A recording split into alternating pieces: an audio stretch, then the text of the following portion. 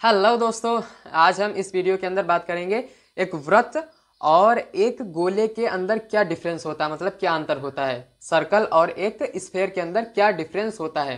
तो आइए हम इस वीडियो के अंदर जानते हैं। वीडियो लास्ट तक जरूर देखें क्योंकि ये वीडियो आपके लिए बेहद ही ज़रूरी है। तो आइए बात करते हैं। सबसे पहले हम एक वृत्त के बारे में। तो ये आपका सिंपली रूप से एक वृत्त दिया गया। मान लीजिए ये टेढ़ा बना है, लेकिन आप मान लीजिए इतना कि ये वृत्त है। ये क्या हो गई, आपकी रेडियस आर हो गई। ये क्या हो गई, रेडियस आर। रेडियस का मतलब क्या होता है, त्रिज्या। ये आपकी आर हो गई।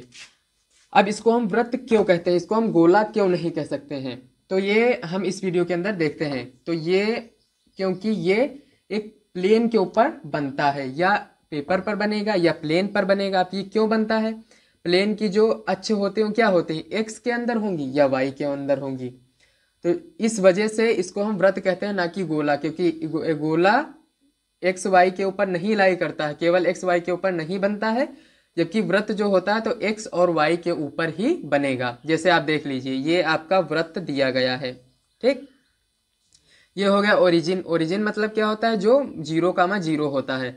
अब ये आप दाहिने साइड पर जाएंगे तो एक्स का पॉजिटिव होगा, मतलब एक्स प्लस होगा। इधर जाएंगे तो एक्स का माइनस होगा। ऊपर जाएंगे तो वाई का प्लस होगा। नीचे जाएंगे तो वाई का माइनस। तो ये एक्स और वाई के ऊपर बना, इसलिए हम इसको वृत्त कहते हैं। अब हम वृत्त का क्षेत्रफल जानते हैं, पाई आर स्क्वायर होता है। वृत्त का जो परिधि होती है, मतलब सरकमफेरेंस जो होता है वो कितना होता है, 2 पाई आर। आर क्या है, वहां पर रेडियस है, मतलब त्रिज्या है। पाई क्या है, पाई/7 मतलब 3.14 इसकी वैल्यू होती है। अब आइए बात करते हैं हम स्फेयर की, मतलब एक गोले की। गोले को हम गोला क्यों कहते हैं, इसको वृत्त क्यों नहीं कहते हैं। तो इसकी रेडियस क्या होती है, आर होती है। ये हम सब जानते हैं। इसके अंदर पूरी रेडियस जो होगी वो आर होती है।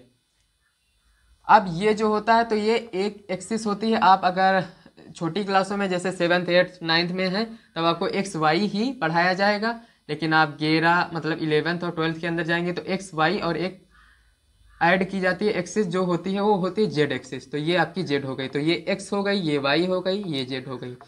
तो ये जो होता है तो एक्स वाई जेड तीनों के ऊपर बनता है, जबकि ये एक्स और वाई के ऊपर बनता है। इसको हम वृत्त इसलिए कहते हैं, और इसको हम गोला इसलिए कहते हैं क्योंकि ये जो होता है तो ये एक्स वाई और जेड तीनों अक्षों के ऊपर, मतलब एक्सिस के ऊपर बनता है। अब देखते हैं कि गोला क्या है आखिर में। तो एक वृत्त को हम केवल बॉडी, मतलब पेपर के ऊपर बना सकते हैं, बोर्ड के ऊपर बना सकते हैं, कहीं भी बना सकते हैं, लेकिन उसको हाथ में नहीं ले सकते हैं। उसकी केवल आकृति को ले सकते हैं। जबकि गोले को हम हाथ में ले सकते हैं। जैसे ये आपका एक बॉल दी गई है तो इसको हम हाथ में ले सकते हैं। इसको बता सकते हैं कि ये एक्स के अंदर इस तरह से एक्स के अंदर होगा, इधर वाई के अंदर, इधर जेड के अंदर होगा। तो इस वजह से इसको हम एक स्फेयर मतलब गोले का नाम देते हैं।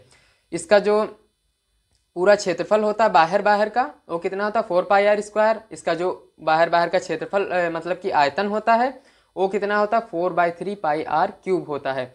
अब एक हमने इसको अर्धगोले में कन्वर्ट कर दिया। ये आप देख लीजिए, अर्धगोला तुरंत कन्वर्ट हो गया अर्धगोले के अंदर।